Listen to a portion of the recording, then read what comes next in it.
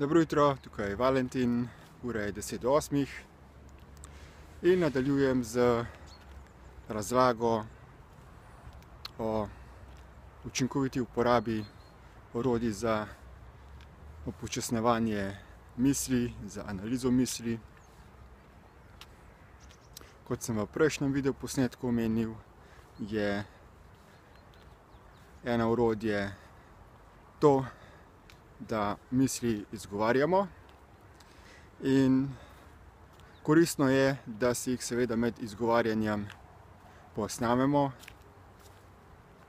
Recimo tako kot jaz počnem z temi vlogi oziroma videodnevniki, da se kar posnamemo lepo na videokamero, na pametni telefon, ali pa da si posnamemo zgolj zvok preko zvočnega snemalnika oziroma diktafona in si potem misli predvajamo in jih analiziramo. Seveda še bolj učinkovita metoda za upočasnitev miselnih vzorcev in analizo pa je pisanje. To je pa res najbolj učinkovita metoda oziroma tehnika oziroma orodje. Zakaj? Zato, ker takrat, ko se spravimo v stanje pisanja, ko se odločimo, zdaj bom pa nekaj zapisal, takrat se ustavimo. Fizično se telo ustavi, si vzamemo čas. Fino je, da si vzamemo čas v nekem dnevnem obdobju, kjer imamo mir, da se zapremo v kakšno tiho sobo, da nas nihče ne moti, in potem vzamemo en blok papirja ali pa računalnik in začnemo pisati. Vzamemo nov, svež list papirja ali odpremo nov dokument. Lahko pa tudi pišemo v obliki spletnega dnevnika. Se pravi, si ustvarimo na spletu preko neke platforme, kot je recimo WordPress ali pa Blogger od Google ali pa kaj podobnega. Precej je teh brezplačnih platform, preko katerih lahko pišemo spletne dnevnike. Potem ustvarimo nov zapis, nov post in damo nek naslov, neko temo, ki jo želimo tisti dan obdelati, in začnemo pisati. Kaj pišemo, o čem pišemo, na kakšen način pišemo? Ključno je, da pišemo po zelo specifičnem postopku, zato da je to pisanje učinkovito. In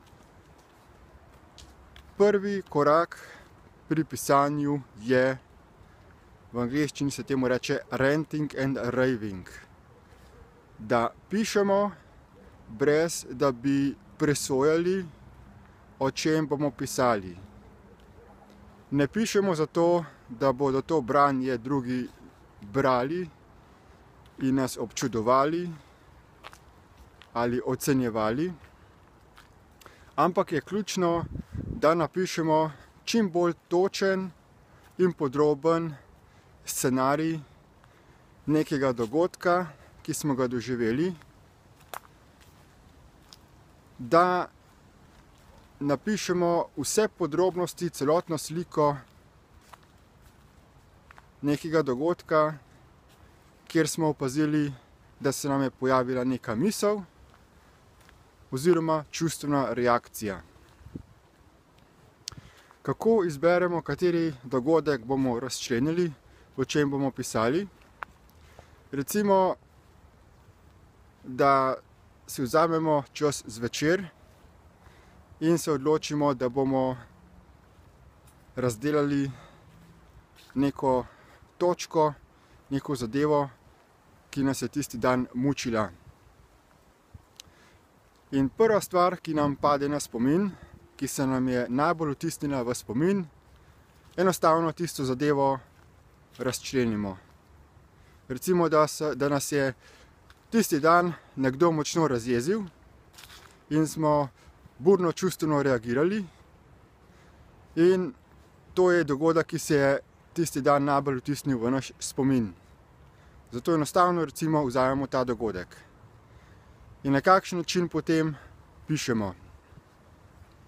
Napišemo ime, naslov tega dogodka, v smislu recimo prijatelj me je razjezil med pogovorom v gostilni recimo.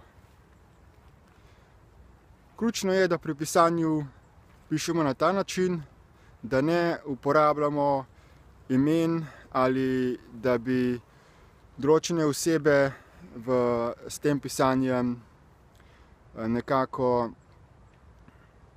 identificirali, da bi nekdo drug uspel prepoznati te osebe v našem pisanju.